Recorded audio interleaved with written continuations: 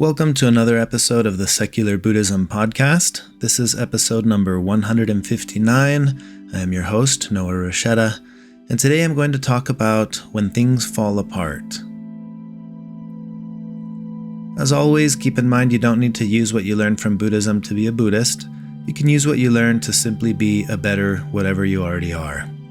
If you are interested in learning more about Buddhism, you can check out my book, No Nonsense Buddhism for Beginners, available on Amazon, or listen to the first 5 episodes of this podcast. And you can find those episodes by visiting secularbuddhism.com and clicking the Start Here link. If you're looking for a community to practice with and to interact with, consider becoming a patron by visiting secularbuddhism.com and clicking the link to join our community. So the topic I had in mind today is when things fall apart. Now, this is the title of a book. Pema Chodron, a fantastic Buddhist teacher, she talks about this notion of things falling apart. And she has a book, and the title is When Things Fall Apart. So I highly recommend you check that out if this is a topic that you're interested in.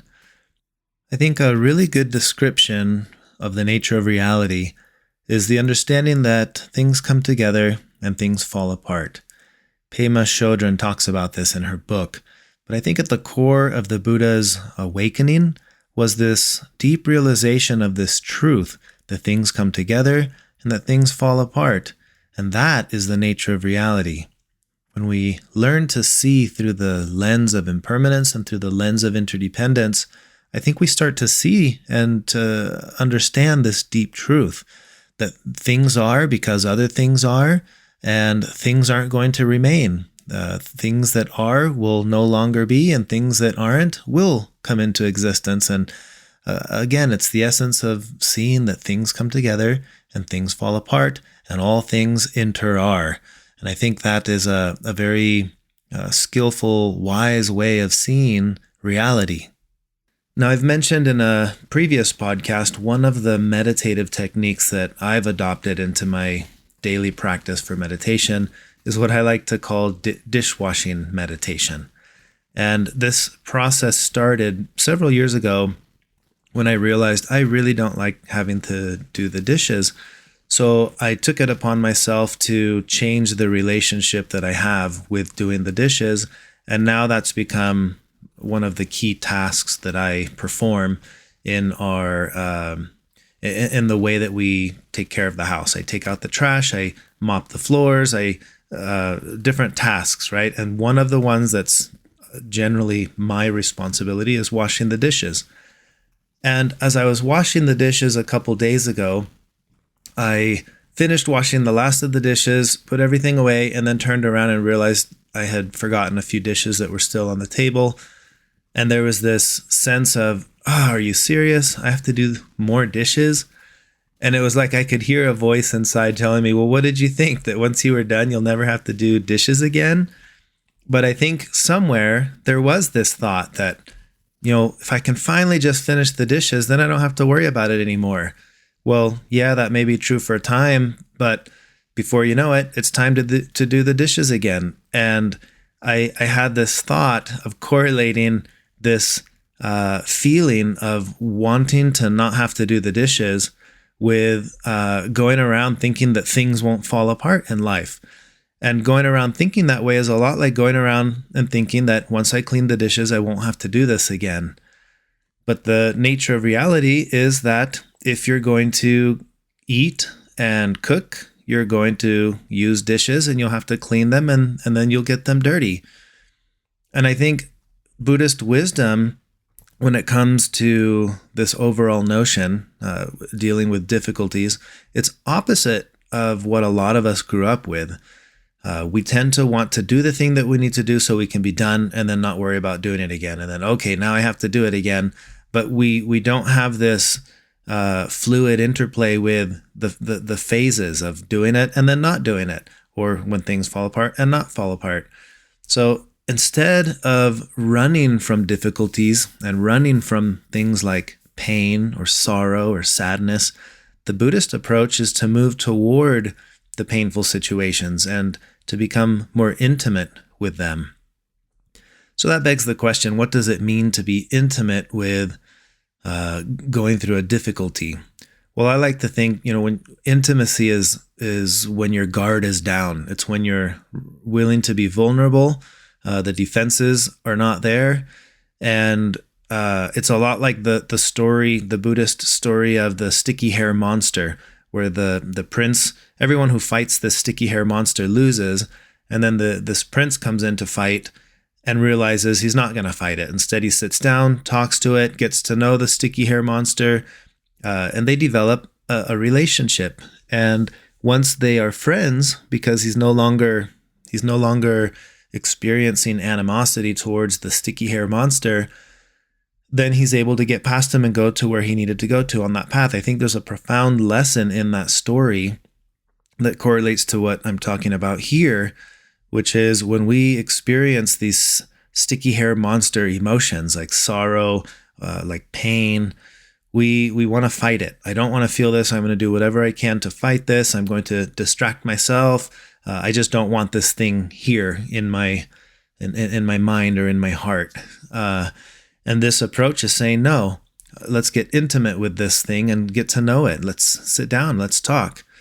And this is a question I hear from people quite often who will email me or ask something to the effect of, I'm going through a difficult time. This or that has happened. It's a loss of a loved one or loss of a relationship or some form of difficulty. And the general question is, how can these Buddhist concepts help me during this difficult time? Because there's this deep, deep desire to get out of that situation, to not feel what they're feeling. And my answer is usually the same. My advice is generally to say that thing that you're not wanting to feel, lean into that. Lean into that difficulty, that sorrow or the pain or whatever it is you're experiencing. Honor the emotion that you're feeling. If you're in pain, don't try to push it away. Don't try to move on from it too quickly. Sit with it the way that you would sit with this sticky hair monster that you're afraid of, that you don't like, but you want to understand it. Why are you here? What brings you here? Why are we feeling this? What's going on here? And through that introspection, when the weapons come down and I say, look, I'm not going to fight this. This is what I'm feeling. So here you are. This is what I'm feeling. That relationship changes, because so often we go through life fully armed, right? And we're defending and fighting against certain feelings and certain emotions. So for me, this understanding, when things fall apart, it's like being upset that the dishes are dirty again. And that's the nature of being human and cooking and eating. We're going to clean the dishes, then we're going to get the dishes dirty, and then we're going to clean them, and then we're going to get them dirty, and on and on and on.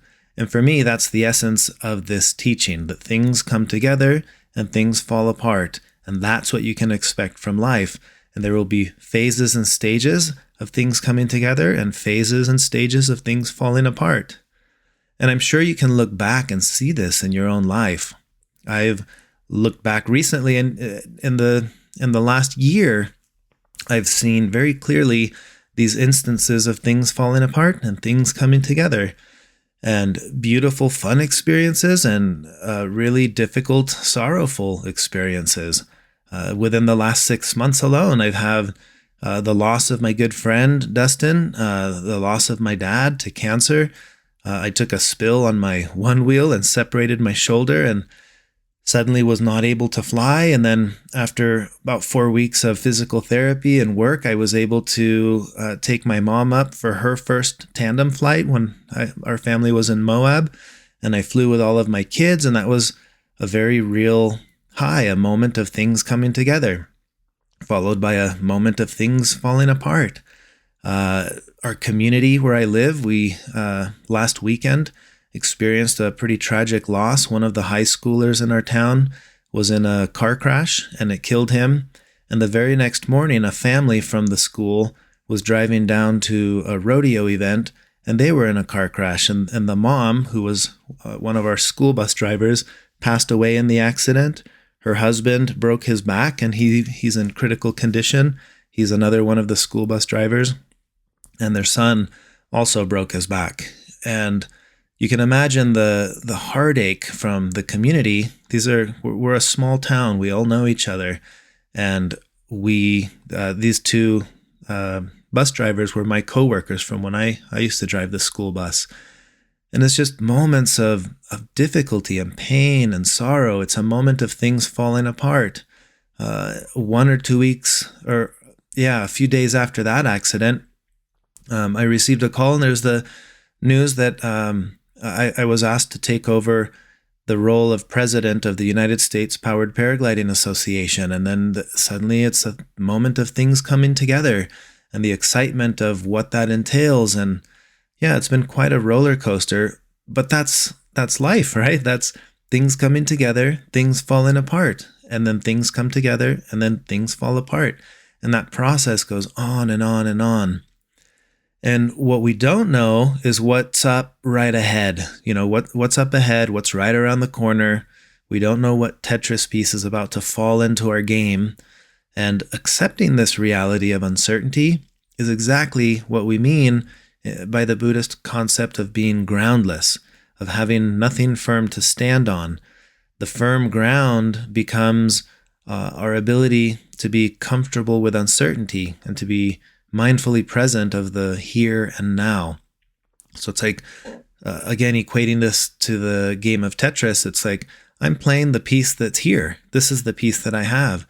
And there was a piece I didn't like, and now there's a piece I do like, and then there's a piece I don't like, and that's it. That's the nature of reality. Things coming together and things falling apart.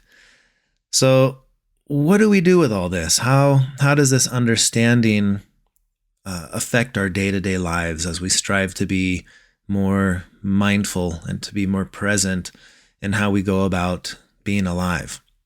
Well, for me, my wish is that you and that we can find greater peace in learning to lean into the difficulties that we experience, that we can become more intimate with the experience of feeling the full range of emotions, and that we can step into that world of groundlessness where we no longer anchor our sense of peace to the false sense of certainty, because getting comfortable with uncertainty is perhaps the real key to inner peace. It's recognizing, I don't know what's coming up. I don't know the next things that will come together, and I don't know the next things that will fall apart.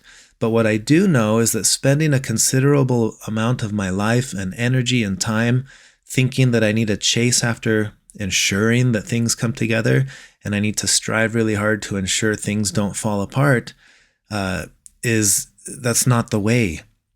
Or no matter how I live my life, things will come together and things will fall apart. Now, I do have to say, because of the nature of interdependence, and this is because that is, I can make this worse on myself. I can also make it better on myself. I can plant the seeds that grow into kindness and compassion and a more mindful way of living, but I can also plant the seeds that sow more chaos and more discontent with the way that life is going to unfold. And a perfect example of that is, if I decide today I'm going to go rob a bank, then I'm probably going to experience the consequences of that tomorrow once I'm caught. That's the nature of interdependence. So I think it's important to hold space for these two notions, that I do what I can to make it the best that I can, but I'm also realistic to the reality that things come together and things fall apart. The dishes will be clean and the dishes will be dirty again. So I'm going to change the relationship that I have with the process of doing the dishes, because that's it. What else can I do? I can't just never do dishes again.